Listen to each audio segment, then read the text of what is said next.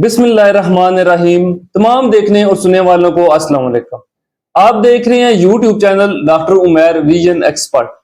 आज मैं बात करूंगा सफेद मोतिया के इलाज के बारे में कि कैसे हम इसका अच्छे से इलाज करके और मरीज की नजर दोबारा से वापस ला सकते हैं। तो टॉपिक की तरफ बढ़ने से पहले अगर आप मेरे चैनल पर नए हैं तो अभी इसे सब्सक्राइब और लाइक करें ताकि आपके पास मजीद इस तरह की वीडियोस आती रहें। तो बढ़ते हैं अपने आज के टॉपिक की तरफ। सफेद मोतिया के इलाज की तरफ जाने से पहले आपको यह समझने की जरूरत है कि सफेद मोतिया होता क्यों है। तो वैसे मैंने इस पे एक डिटेल से वीडियो बनाई हुई है, तो अगर आपको इसके बारे में डिटेल से समझना है तो वो वीडियो देख सकते हैं। अभी मैं एक बेसिक सा ओवरव्यू इसका दे देता हूँ। तो सफेद मोतिया हमारे आंख के एक लेंस की बीमारी होती है। हमारी आंख में जो कुदरती लेंस होता है वो बढ़ती उम्र के साथ सफेदी इख्तियार करना शुरू कर देता है। जैसे कि आप मिसाल ले लें कि हमारे बाल हैं, ये बढ़ती उम्र के साथ कुछ लोगों के 40 साल के बाद, कुछ लोगों के जल्दी ये सफेद होना शुरू हो जाते हैं और कुछ लोगों के ये 50 या 60 साल के बाद सफेद होना शुरू हो जाते हैं। इसी तरह हमारी आंख का लेंस भी बढ़ती उम्र के साथ सफेदी इख्तियार करना शुरू कर देता है। तो उस लेंस को निकाल के एक नया आर्टिफिशियल लेंस डाल देते हैं जिसे इंट्रा ऑकुलर लेंस कहते हैं। अब सफेद मोतिया बढ़ती हुई उम्र के साथ भी हो सकता है। कुछ लोगों को ये इंजरी या ट्रोमा की वजह से भी जल्दी आ सकता है या किसी एक्सीडेंट की वजह से भी आ सकता है जल्दी। फिर अगर कई कुछ लोगों को पैदाइशी भी सफेद मोतिया होता है। तो इसमें अब लेंस कौन कौन से आते हैं और उन लेंस के ब्रांड्स के नाम क्या हैं उनके बारे में बताऊंगा। वीडियो आपने एंड तक देखनी है क्योंकि वीडियो के एंड पे मैं बताऊंगा कि जो लेंस है सबसे अच्छा लेंस इसमें कौन सा है और कौन से लेंस के ज्यादा साइड इफेक्ट्स हैं। तो उससे पहले आपको ये बताऊं कि हमें देखने के लिए एक नॉर्मल ह्यूमन आई को 3 फासलों पे नजर चाहिए होती है, जिसमें नियर, इंटरमीडिएट और डिस्टेंस आ जाता है, यानी नजदीक का, दरमियान का फासला और दूर का फासला। अब नजदीक के फासले में हमारी नजर 33 सेंटीमीटर से 40 सेंटीमीटर तक आ जाती है। यानी कि अगर आप नजदीक कोई बुक रख रहे हैं, रीड कर रहे हैं या राइटिंग कर रहे हैं या फिर सिग्नेचर कर रहे हैं तो ये नजदीक का काम आ जाता है, या फिर मोबाइल यूज कर रहे हैं। और दरमियान के फासले में नजर आ जाती है तकरीबन 60 सेंटीमीटर तक। तो उसमें हमारे पास अगर आप गाड़ी के डैशबोर्ड को देख रहे हैं या फिर किचन में सब्जी वगैरह काट रहे हैं या लैपटॉप दूर रख के थोड़ा यूज कर रहे हैं तो ये इंटरमीडिएट में आ जाता है। फिर आ जाता है डिस्टेंस, यानी दूर का फासला। तो 100 सेंटीमीटर से जितना भी ऊपर फासला होता है वो दूर का आ जाता है। उसमें अगर आप ड्राइव कर रहे हैं, दूर देख रहे हैं, या फिर अगर आप मिसाल ले लें कि स्पोर्ट्समैन है, क्रिकेट खेलते हैं, फुटबॉल खेलते हैं, तो वो सारा दूर का फासला आ जाता है। अब इनमें लेंस कौन कौन से हैं? लेंस हमारे पास सबसे पहले आ जाता है मोनोफोकल, फिर बायफोकल्स, फिर आ जाते हैं मल्टीफोकल या ट्राईफोकल्स, और एंड पे हमारे पास एक एडवांस टेक्नोलॉजी आई है जिससे ईडोफ लेंसेज, यानी ईडीओएफ भी कहते हैं, एक्सटेंडेड डेप्थ ऑफ फोकस, तो वो आ जाते हैं। अब बारी बारी सबके बारे में बताता हूँ। अब मैं बात करूंगा मोनोफोकल लेंसेज के बारे में। तो मोनोफोकल, जैसे कि मोनो नाम से ही जाहिर हो रहा है, यानी मोनो का मतलब है एक। तो मोनोफोकल लेंस हमारी एक फासले पे नजर बिल्कुल क्लियर कर देते हैं, दूर की नजर बिल्कुल क्लियर कर देते हैं पेशेंट की, लेकिन नजदीक के लिए मरीज को +2.5 या +3 का चश्मा पहनना पड़ता है, यानी नजदीक के लिए ग्लासेस इस्तेमाल करना पड़ती हैं। तो मोनोफोकल में सबसे अच्छा लेंस एल्कोन का आता है। एल्कोन में भी आगे फर्दर टाइप्स हैं। अब मैं लेंस जो सबसे अच्छे हैं, जो वर्ल्ड वाइड भी काफी यूज हो रहे हैं और पाकिस्तान में भी यूज हो रहे हैं, सिर्फ उनके बारे में बात करूंगा क्योंकि वैसे काफी सारे लेंसेज आ जाते हैं। तो एल्कोन में सबसे पहले क्लेरियन और आईक्यू लेंसेज आ जाते हैं जो सबसे अच्छे हैं। फिर इसके बाद जॉनसन और जॉनसन के लेंसेज आ जाते हैं दूसरे नंबर पे, तो उसमें टेक्निस 1 लेंस आ जाता है। फिर राइनर और जीस के कुछ लेंसेज आ जाते हैं। उसके बाद एक लेंस है जापान का विविन एक्स, वो भी काफी अच्छा लेंस है।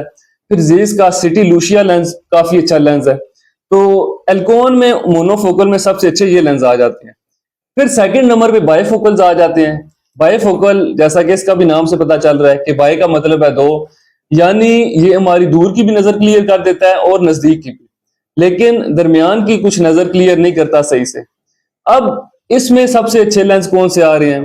तो इसमें भी उसी तरह एल्कोन का लेंस सबसे अच्छा आ रहा है, जिसमें हमारे पास टेक्निस आ जाता है और आईक्यू रेस्टर आ जाता है।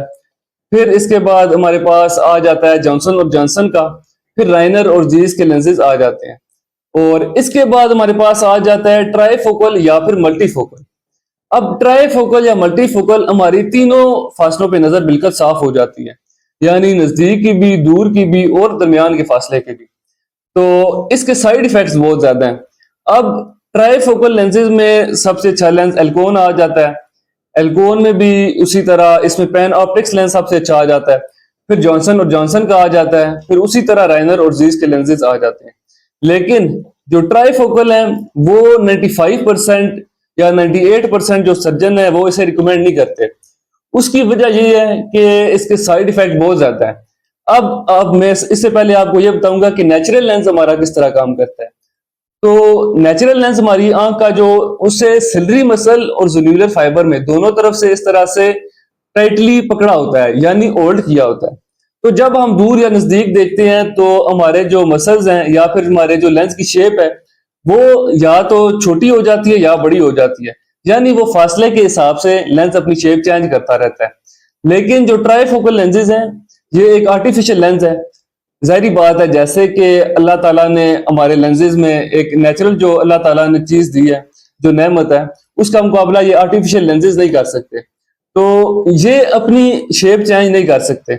इसी वजह से पेशेंट को एस्थेनोपिक सिम्टम्स इंड्यूस होना शुरू हो जाते हैं, यानी कि पेशेंट की एक तो सर में पेशेंट के दर्द होगा, फिर आंखों से पानी आना शुरू हो जाएगा, या फिर जब वो फोकस चेंज करेगा तो उसे ब्लर नजर आएगा या एलोज और ग्लेयर नजर आएंगे।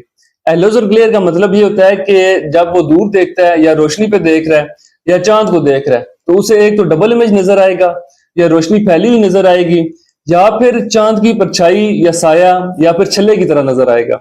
तो ये इसके बहुत ज्यादा साइड इफेक्ट होते हैं, जिसकी वजह से ये सिर्फ वर्ल्ड वाइड 1% यूज हो रहा है। एक ऑप्थेल्मोलॉजी की रिसर्च है जिसके मुताबिक ये सिर्फ 1% दुनिया में यूज हो रहा है, और जो लोग यूज करते हैं उन्हें भी बाद में निकालना पड़ सकता है।